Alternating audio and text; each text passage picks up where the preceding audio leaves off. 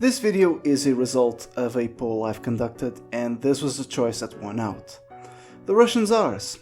Some positions on this list might be genuinely surprising, others will be completely predictable. Before we start though, there's one honorable mention, and that is Ivan III, otherwise known as Ivan the Great. He is not on this list on a technicality, as he was never officially a Tsar, although he did style himself as such.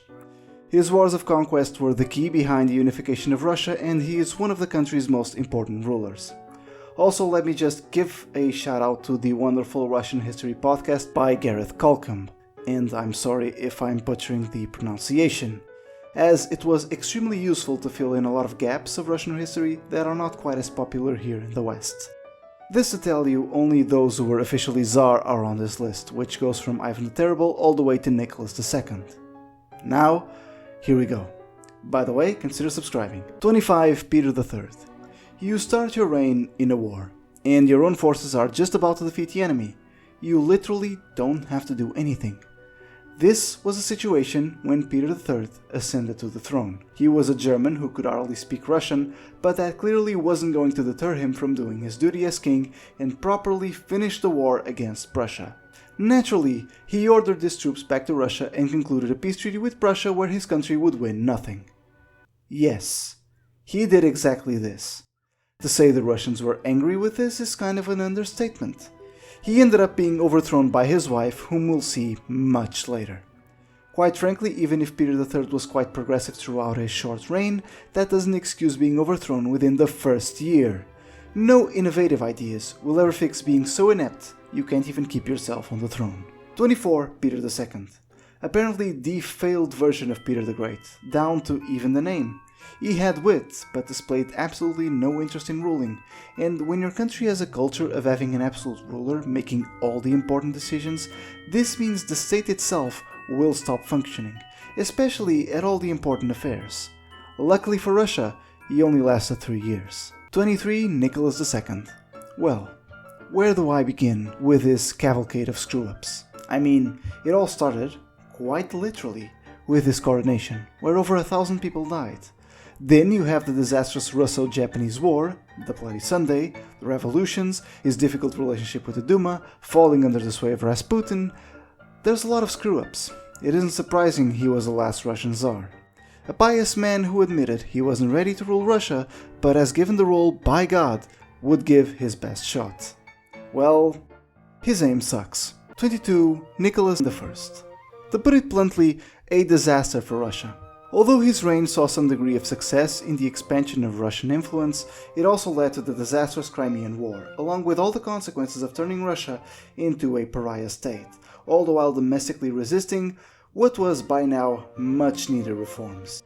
Internally, the Russian state was nothing if corrupt and inefficient. His successor would spend much of his reign trying to do what should have been done in this one. 21. Fyodor the Bellringer.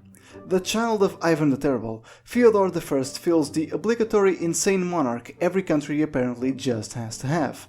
The last of the Rurikid dynasty, he's known as the Bellringer because he wandered around aimlessly in Russia, visiting churches and ordering bells be rung. He was apparently a good-natured man who took little to no interest in actually ruling the country, leaving state affairs to his minister and eventual successor, Boris Godunov. 20. Ivan VI. Proclaimed emperor when he was 2 months old. After about a year, he was overthrown by his cousin, and he would spend the rest of his life in captivity, dying at the age of 23. Some people never stood a chance. 19. Constantine. I honestly didn't know if I should include him or not, considering 1. He renounced his claims to the throne, and 2. Though addressed as such, he never actually became the Russian emperor. Oh well. He's here just in passing. 18. Fyodor II. Tsar of Russia during the times of troubles and lasted, a month and a half? He was well educated and apparently intelligent, but was murdered. 17. The false Dmitri. Some guy who claimed to be the son of Ivan the Terrible and actually managed to become Tsar. He is the only impostor to have ever sit on the throne of a major power. It just had to be Russia, didn't it? Backed by the Poles, he was hated by the entirety of Russia and killed after 11 months on the throne. 16. Vasily IV.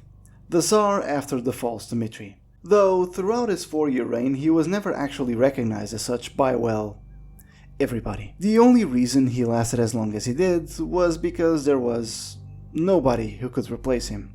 He was eventually deposed and made a monk, which, given the possibilities, it's not too bad of an ending for him, considering he could have very well ended up being murdered. When the Romanovs assumed power, Vasily IV was posthumously recognized as a legal Tsar. 15. Catherine I.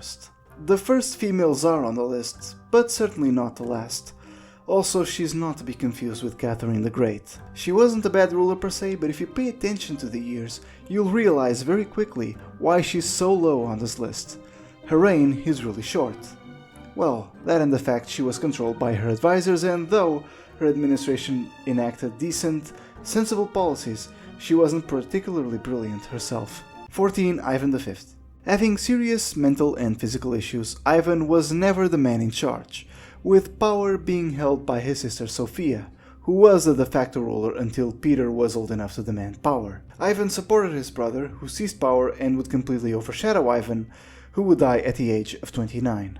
13. Paul I. The son and successor of Catherine the Great. He was nothing like his mother, which is unsurprising, considering he spent nearly his entire life under her shadow. His pro-German beliefs were what eventually got him assassinated, paving the way for Alexander I. Ultimately, he is just a transitional Tsar, a small gap from one great ruler to another. 12. Alexander the Peacemaker. The reactionary counterpart to Alexander II. He is known as the Peacemaker due to the fact Russia fought no wars while he ruled. Ultimately, his reactionary policies gave him immense power, but ensured the survival of the Russian monarchy would be very shaky heading into the 20th century. Furthermore, while he consolidated power for himself, he wasn't very adept at using it. 11th. Theodore III. Another brief ruler, in this case a competent one, who opened some projects like the Slavic Greek Latin Academy, the first higher education establishment in Moscow, as well as a few other reforms. He is also noted for the unoppressive atmosphere he instilled in the court. 10. Boris Godunov. An ambitious noble crowned Tsar upon the death of Fyodor the Bellringer. He was, by all accounts, a pretty popular and reasonable ruler. Of course, he already was the Tsar of Russia in all but name before then. His reign was pretty brief, and once he died, the period known as the Time of Troubles began. 9. Alexis the Quietest. Known as the Quietest, or the Peaceful due to his kind and friendly behavior, Alexis I had that one distinct trait that's almost necessary in great leaders, the ability to identify talent. That's a highly rated ability, and the reason Alexis isn't higher is due to another personality trait of his, and that is being somewhat passive, as well as his military campaigns, one against the Persians that went badly, one against the Poles that was successful, and one against the Swedes that went nowhere. Besides that, his reign saw military reforms and some crushed rebellions. 8. Anna Ivanovna. Well, here's an example of someone who was hated by the Russian people and yet be an overall decent Tsar. As the Russian Empress, Anna's reign saw the establishment of major projects like the Cadet Corps, or the Russian Academy of Science, and an overall much-needed westernization. The problem was, all this was achieved through the emergence of influence of Western foreigners in her court, which alienated both the Russian nobility and the Russian people in general. Ultimately, Anna was not a good person, not liked by the people she ruled, but wasn't a bad empress. 7. Michael I. The ruler whose ascension marked the end of the Time of Troubles. The first of the Romanovs, his lengthy reign saw the greatest territorial expansion in Russian history, largely due to the continued conquests of Siberia.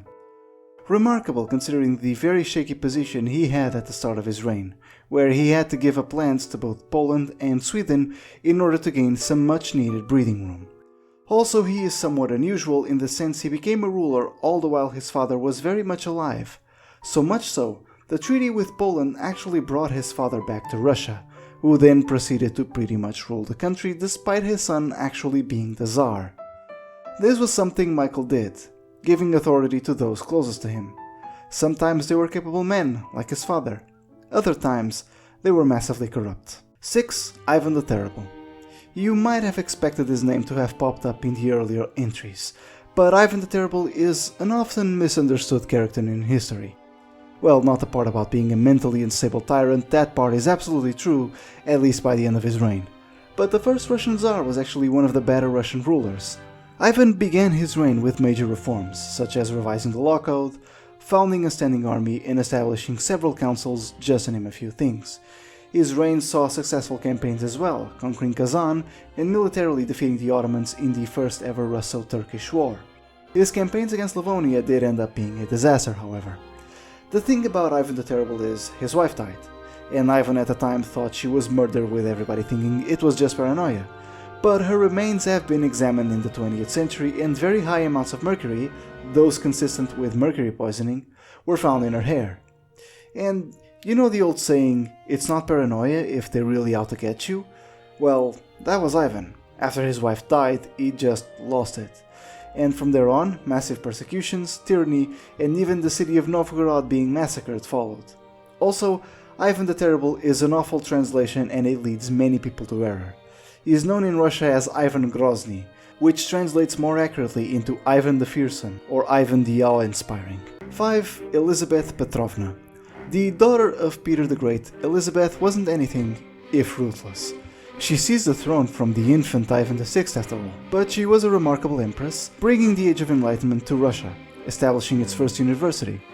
Her reign also saw Russia getting embroiled in both the War of Austrian Succession as well as the 7 Years' War, where Russian troops enjoyed victories against Frederick the Great, but she died before any deal could be settled. Ultimately, while great, her reign is really a precursor to that of Catherine the Great, as Elizabeth built the building blocks necessary in order for Catherine to shine. 4. Alexander the Blessed. The second half of his reign actually prevents him from competing for the number one position. Though initially liberal, he became increasingly conservative, religious, and withdrawn, to the point historian Urban Nichols compares him to a schizophrenic. His reign is marked, of course, by the Napoleonic Wars, where he and his forces were repeatedly defeated by Napoleon, including one particularly humiliating defeat at Austerlitz, where Napoleon tricked him. But Alexander I learned from his mistakes and was instrumental in the Allied efforts against Napoleon. Though the French Emperor made him a fool, this is the man who eventually outwitted Napoleon,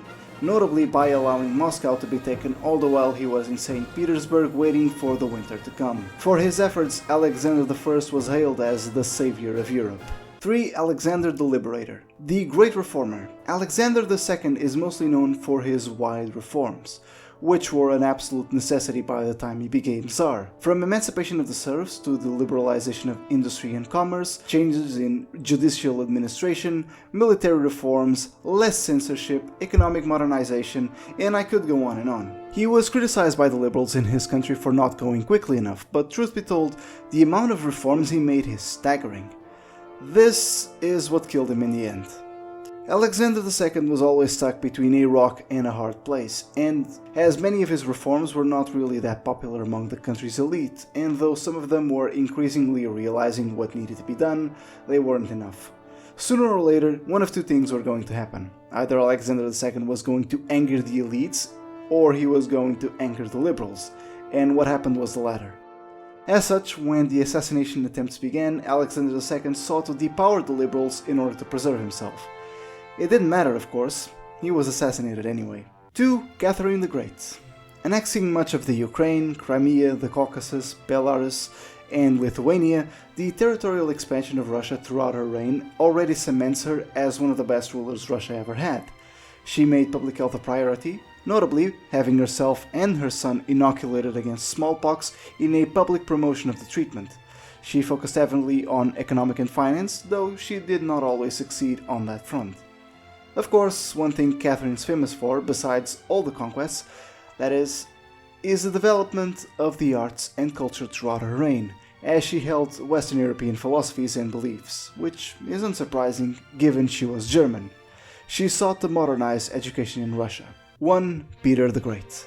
Some dilemmas are too obvious, like picking who's the best Russian Tsar. It took me about 3 seconds to decide, and no further information really made me change my mind. It was Peter, as it should be, the man who sought to make Russia in his enlightened image, to the point he actually implemented a tax on long beards just so the nobility could look more Western. Peter turned Russia into a major power, and this was achieved through the defeat of another power, in this case Sweden, as Peter defeated the famous, or infamous, depending on who you're asking, Charles XII in the Great Northern War.